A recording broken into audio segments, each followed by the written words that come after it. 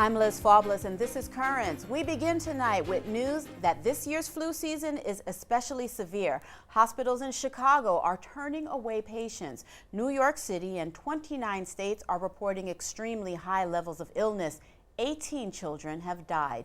In Pennsylvania, the Lehigh Valley Hospital has set up a flu tent outside the main building. Now, inside the tent, patients and staff alike are isolated from the rest of the hospital and masked, making conditions safer for all. A nurse there, herself a flu sufferer, says they're being overwhelmed. We are loaded with a lot of patients that are testing positive for the flu. Yes, this is the worst, yeah. And I did get the flu shot. And some of our other patients, too, that are testing positive did get the flu shot. Dr. Stephen Garner is the host of NET's program, Ask the Doctor. Earlier today, he joined me at the anchor desk, and I did just that. I asked the doctor about the precautions. Dr. Garner, in the piece we just saw, isolation wards and tents and masks. Is that really the answer? Well, we're running out of room. That's the problem. So many people are flooding the emergency rooms that we just don't have room, and we're trying to stop the spread, which is very contagious, this flu. So by keeping people who are all of the flu outside, at least we're keeping them in one spot. Now, you say that it's really contagious, but we hear that every year. Is there really an escalation each year of the strain of flu? No, it's probably pretty much the same each year, a little variation. You know, people talk about how the snow used to be bigger in the old days and stuff, so maybe some of that is apocryphal, but it's not, if you get it, you're not going to be too pleased whether you got it last year or this year. It hurts a lot. I absolutely agree with that. Now, the flu shot. Is it really effective? I mean, in your personal experience, is it really effective to get a flu shot? Well, if you look at the numbers, it's not that encouraging. About 60 to 70% of the time it works. But when it doesn't work fully to prevent the flu, it makes the symptoms less when you get it. And anyone who's had the flu would be voting in favor of that, because it's so bad that muscle aches, the fever, the sore throat. You just feel so bad that anything that can lessen the symptoms are good. And the only thing that could do that is the flu vaccine. Now, that said, who should get a flu vaccine? Anyone 6 months of age and older should get it. And if you had a bad reaction to it in the past, obviously you wouldn't get it, or if you have allergy to eggs. But this year there's something a little different. There's a nasal spray available for those who are 2 years to age 50 years. Okay. So if you're in that group and you feel squeamish about getting the needle, then by all means ask for that. And it may even be a little bit more effective, actually, because it's a live virus. It's just a weakened live virus. So you're getting the nasal spray, you may feel like you get the flu for a day. Okay. But it won't be anything near what you're going to get. Now, a lot of these pharmacies, these major chains, are offering flu shots and flu vaccines. How safe is that versus going to your own personal doctor? Well, it's safe, but I know a lot of people have come to me and said they feel more comfortable going to the doctor's office. If anything goes wrong, there's a doctor there. And so it is safe, but I guess it's a matter of personal preference. Now, what are the biggest side effects of the flu shot? Sore arm, that's about it. And 1 out of 4 million are going to get a serious reaction. So 1 out of 4 million versus the number of people. You know how many people die every year from the flu in this? I'm afraid to ask. About 36,000. Almost as many as die from breast cancer. Wow. So it's a very serious thing. And the people who've been hospitalized, which is about 250,000 a year, most of them didn't get the flu shot. The Centers for Disease Control tell us that this year's flu strain resembles the one in 2003, and that's a problem for flu shots. Then, the shots were not a good match for the virus. As a result, the death toll was even higher than the average Dr. Garner just reported. More than 40,000 died that season. More medical news tonight, now from Venezuela. Hugo Chavez is too ill to take the oath tomorrow as the country's president. Venezuela's Catholic bishops have warned that without an inauguration, the country's stability is at serious risk. And a team of constitutional scholars now says that if Chavez can't take the oath or otherwise demonstrate he's capable of governing, a new presidential election must be called. Chavez is hospitalized in Havana after cancer surgery and medical complications. In Caracas, supporters pray. For almost a month now, every day has passed, every night has fallen in Venezuela with the same question uttered by even the most devout Hugo Chavez supporters. Is the president about to die?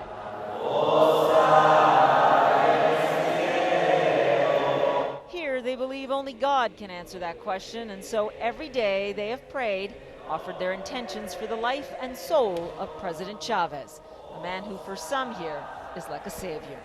At the Church of Perpetual Mercy, just steps from Chavez's presidential palace, the padre and a church volunteer tell me how the president funded some restorations and what a good Catholic he is. Y tengo mucha fe y todo. And I have a lot of faith, she tells us, and every day I come to the church, I offer an intention for him, and I pray to Jesus Christ on the altar for him. I have a son with special needs, and Chavez's government has helped special kids like never before. Do people here pray for Chavez in this church? Sí, vienen a la iglesia. People come to the church, and not just in churches, but in public places. People pray for his health. Chavez has traveled to Cuba many times over the past 2 years to have surgery and treatment for cancer. He has not been seen in public since December 10th, when he left for another treatment. Government statements have been few, and they've been vague and somber. Bueno, ahí está la respuesta. The president is coming back, yells William Enriquez. That's your answer. Even though it is now confirmed, the president will not make it back for his own swearing in on January 10th. Chavez allies say everything will be calm. On January 11th, this country will remain stable, and they will await their president to return to this country healthy. ¡Es la patria de Bolívar! In fact, people like Enriquez back up a steady stream of government-sponsored worship for Chavez. But even where it is not from the government, the concern, the outpouring of affection, seems genuine. Y de alguna manera postrado. He's lying there waiting for the will of God, because in that moment, God will have the last word. There's a certain divinity now about the way some are praying for Chavez, a belief that even the president is now asking for mercy, waiting to see what God's will has in store for him.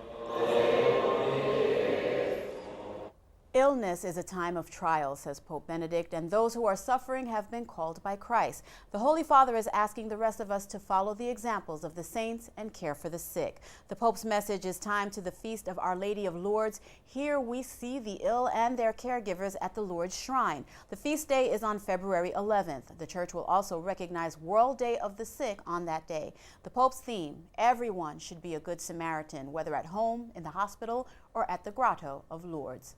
Meantime, one of our country's best-known churches, the Washington National Cathedral, will soon be performing same-sex marriages.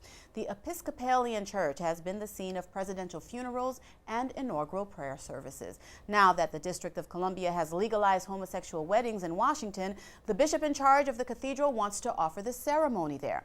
Due to the cathedral's busy schedule, the first same-sex marriage is at least 6 months away. Now today, a remarkable procession in Manila. Millions of Filipino Catholics are showing their devotion to a statue of Jesus Christ known as the Black Nazarene. It is a life-size figure of Christ bearing the cross. Manila's deputy police chief estimates 9 million pilgrims joined the procession, a journey through the city streets that lasted 10 hours. Brought to the Philippines by priests in 1607, the Black Nazarene is believed to have healing powers. That dark color may have come from a fire aboard the ship that transported the statue to Manila. The Black Nazarene has survived many fires, earthquakes, and bombings during World War II. Now, during today's massive procession, the faithful from all walks of life tried to touch it or have cloths wiped upon it. Most of the pilgrims wore no shoes as a sign of penance. At Mass before the procession, Cardinal Antonio Tagal, the new leader of Manila's Catholics, called for everyone to respect life. And he rejected a new reproductive health law in the Philippines, saying state funds are better spent feeding the people and not on instruments of death. Up next, guns debated in Albany, Washington, and Cairo as Currents continues after the break.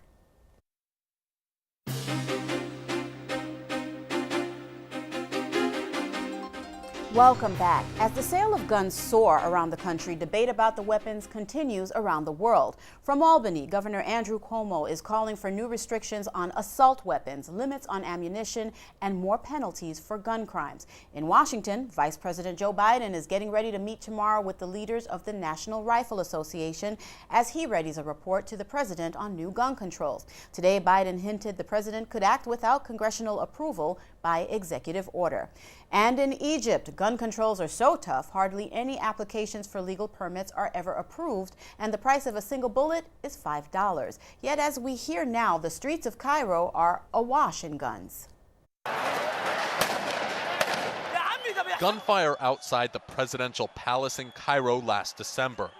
A fight between opponents and supporters of President Mohamed Morsi. Business owner Saeed Ali witnessed the chaos unfold. Reports from that night say both sides were shooting at each other. I saw lots of people from the protest side down, lots of injuries. I saw with my own eyes more than 6 passed away.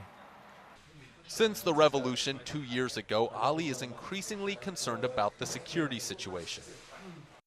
I have this gun. This is the one I use. This is mine on my license. And I have the shotgun as well. It's on my license. He's not the only one.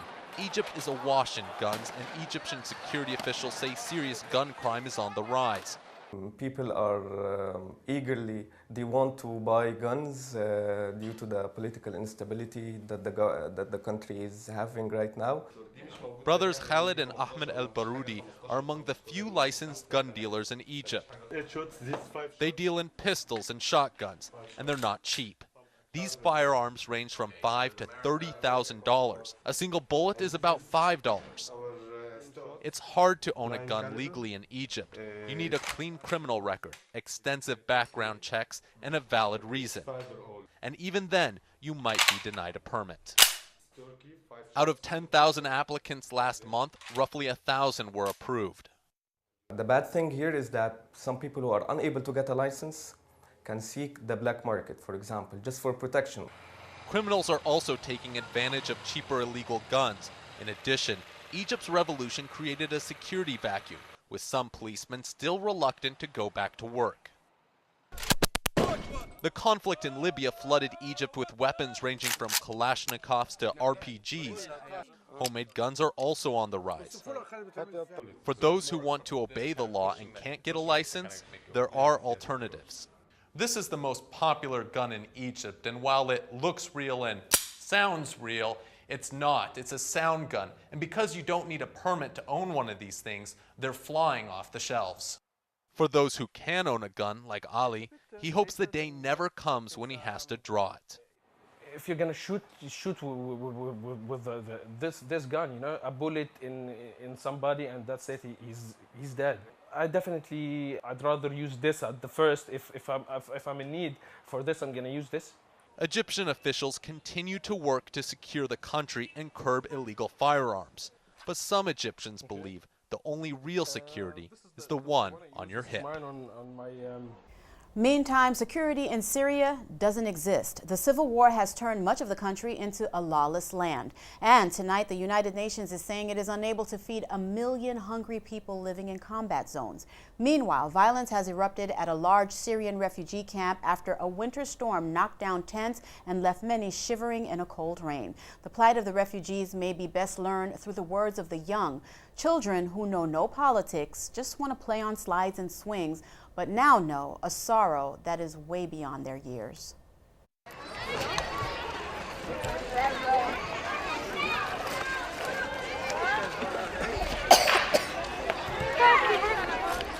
أنا اسمي نور عمي من سنين كنا بعزز ضربت الطيارة مرتين بالكراج ونهزمنا على البرية وهيك ضربت محل الجيش الحر وخفنا أول شيء انهزمنا بعدين على راس العين وجينا لهون باكنا بالمخيمة هذه البيوت ايه وماتوا عالم كتير بعزاز أول مرة اجوا الجيش الحر والجيش الأسد اتقاتلوا بالحجار وهيك صار المشاكل ايه بس ما عم بتذكر شيء تاني.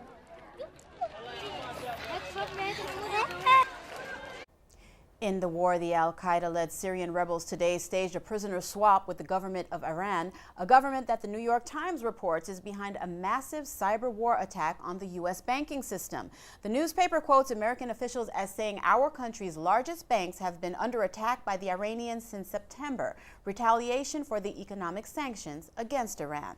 Well, the credit card sanctions imposed on the Vatican by the Bank of Italy stem from a 2-year-old money laundering case, according to an Italian news report. The central bank, annoyed the city-state has failed to implement new money handling standards. No word, that is, when the sanctions will be lifted. Right now, the Vatican is cash only, with the biggest impact on tourists shopping at museums and gift shops. Up next, the increase in Catholicism on campus as Currents continues after the break. The soon-to-be Bishop of Camden has celebrated his first Mass there. Bishop Dennis Sullivan comes to New Jersey from New York. Camden is home to more than 500,000 Catholics. It's also the nation's poorest city. I am not afraid of inner city, or I'm not afraid of being a brother and a father and a bishop to the poor. Bishop Sullivan will be installed on February 12th. The ordination of new Catholic priests from the Anglican Church was a subject we reported on our broadcast yesterday. Now we have the news of Anglican nuns who have joined our church. A group of 11 seen here with another former Anglican will form the Sisters of the Blessed Virgin Mary. At their confirmation Mass, they were praised for responding to the Holy Father's summons to unity. The Pope has instituted a path for Anglicans to join the church as a means to foster Christian unity. And fostering the new evangelization on college campuses has brought thousands of young people to Florida. 5,000 participated in Eucharistic adoration. 4,000 went to confession with 150 priests. The sponsors of the gathering, an organization of Catholic students. Now, some details about them. In a push for the new evangelization, a U.S.-based group is looking to increase the clout of the Catholic faith in universities across the globe. Focus, or Fellowship of Catholic University Students, was founded in 1998. Its leaders saw a pressing need based on the declining status of the church in higher education. About 80% of practicing Catholics that go into the university practicing their faith stop practicing by the time they graduate. The factors are many, organizers say. In a college environment, they argue, students are for the first time on their own. And despite their moral upbringing, this newfound independence can lead them to choices that steer them away from the Catholic faith. That's where Focus comes in. The group is set up across 74 colleges and universities in the United States, and their popularity is rapidly surging worldwide. We take recently graduated young people who commit to do 2 years of missionary work on college campuses. Their work on campus includes reaching out to practicing Catholics entering college, as well as other students with an interest in that faith. They host events such as retreats, workshops, and engage students in Bible study groups and one-on-one mentoring. As a result, they've seen a large number of college students return to their faith, convert to it, and increasingly commit themselves to religious vocations.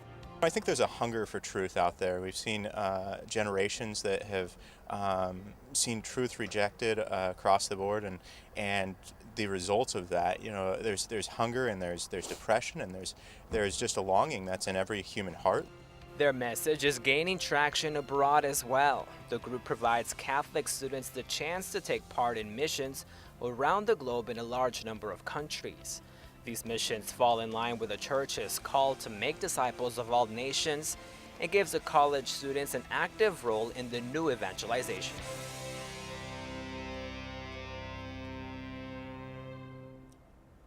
An old debt to the church has been resolved. A very old debt. After killing a man and in atonement, a Swiss farmer promised to pay the church to keep an eternal lamp lit. The obligation was passed down to succeeding farmers over the years. Today, the farmers pay $76 annually. Now, a Swiss court has wiped out the debt, siding with the farmers in a dispute with the church. The first payment was made in 1357, 655 years ago. Up next, who Congress beats in popularity, who got into the hall, and the son of a Brooklyn legend, as Currents continues after the break. A new poll out on the popularity of Congress. The good news, they beat out North Korea and Fidel Castro. The bad news, they lost out to Genghis Khan and France. Only 9% of Americans view Congress favorably. And none of the candidates for baseball's Hall of Fame were viewed favorably today. Baseball writers gave no one enough votes to get into the Hall. A player needs 75% to make it. That's only the second time in 40 years nobody won induction. The steroid-tainted candidates, including Barry Bonds and Roger Clemens, weren't even close. One man who isn't in the Hall of Fame, but many people believe should be, is the Brooklyn legend Gil Hodges. Recently, Gil Jr. joined our Jim Mancari to talk about his dad, baseball, and Catholicism. The son of a Brooklyn baseball icon joins us today, Gil Hodges Jr. Gil Jr. is a Brooklyn boy. He grew up in Flatbush, attended Our Lady Help of Christians Parish and elementary school. So thanks for joining us today, Gil. My pleasure. He joins us to discuss the recently released book, Gil Hodges, The Brooklyn Bums, Miracle Mets, and the Extraordinary Life of a Baseball Legend. So first off, Gil, what were some of the memories of your father growing up as a baseball player and a manager? Well, I was very fortunate to be the only boy in the family, so every summer I would get to travel with my dad when school was over. I would put on a uniform, work out with the club, sit in the dugout during the game. Got to really learn and know about baseball from a perspective that most kids today would really love to do. It was a great time. Definitely. I mean, I could only imagine following the team everywhere they go across the country. That really had to be something. Now, many people obviously remember your dad for his impressive baseball resume, but he was also a devout Catholic. So talk a little bit about your dad's faith and how he instilled that in your upbringing. He was a very, very devout Catholic, yes. As I previously said, in the summers, when we would be on the road trips, Sundays, as you know, are usually afternoon games. No matter where we were, Chicago, Los Angeles, Houston, it didn't matter. We would get up Sunday mornings and go to church. He also instilled that with myself and my 3 sisters growing up, that religion was a strong basis for a foundation to make a good individual. My dad was a very devout Catholic. Now, tragically, he passed away in April 1972 from a heart attack. You were only 22 years old at the time. But in the meantime, his legacy has lived on to this day, especially here in Brooklyn. So how accurate of a job does the book do in capturing that Brooklyn legacy? I think Tom and Danny, the 2 authors of the book, did an unbelievable job.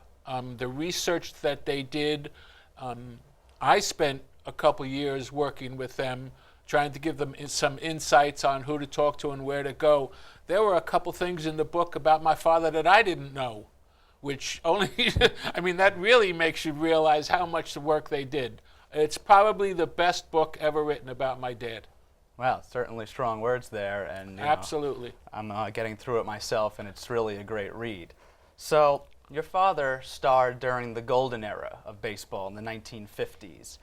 And, while he was revered, like we said, here in Brooklyn, those accomplishments haven't gotten him elected into the Hall of Fame. Now, you look at that team of the Brooklyn Dodgers of the 50s, and Jackie Robinson, Pee Wee Reese, Duke Snider, and Roy Campanella have all been inducted. So, I mean, I'm sure you've been asked this question hundreds of times, but should there be a spot for Gil Hodges in the Hall of Fame? It's a very difficult question. It is. I mean, statistically, I think he's proven in his record, in his time frame, that he should be in the Hall of Fame. However, certain things occur and he's not. I mean, for my mom's sake, I would love to see him get into the Hall of Fame. She's 86 years old, God bless her, while she's still alive. As far as I'm concerned, he's in my Hall of Fame, and that's really all that matters to me. But for her sake, I would love to see it happen for her. She's done a lot of work, keeping my dad's memory alive. So now, speaking of that, of your dad's memory, what's one lesson that you've learned from your dad that you still employ in your life today? I think that you keep everything in perspective. You get to meet a lot of different people in life. Some very successful, some struggling. But the one characteristic about them all is that they're all human beings. And they should all be treated the same. My dad had that philosophy with the best ball players on his club and the players that were struggling and the players that were rookies. Everyone got treated the same. There was no preferential treatment for anyone. I think if more people had that philosophy going through their life, it'd be a little bit better place to live. Definitely. So, like we said, the new Gil Hodges book is available in stores, written by Tom Clavin and Danny Perry, and it sheds light into the history of just a great baseball icon and a great Catholic. So, Gil, thanks very much for being here, and it's safe to say that the Diocese of Brooklyn is behind you in hoping that you get the call from Cooperstown real soon. Thank you, Jim. Thank you very much. I appreciate it. Thank you. Oh, another great interview by our Jim Mancari. Well, thank you for being with us tonight. And we leave you with more from the incredible procession in the Philippines. For all of us here at Currents, I'm Liz Faublas. Thank you for watching and have a good night.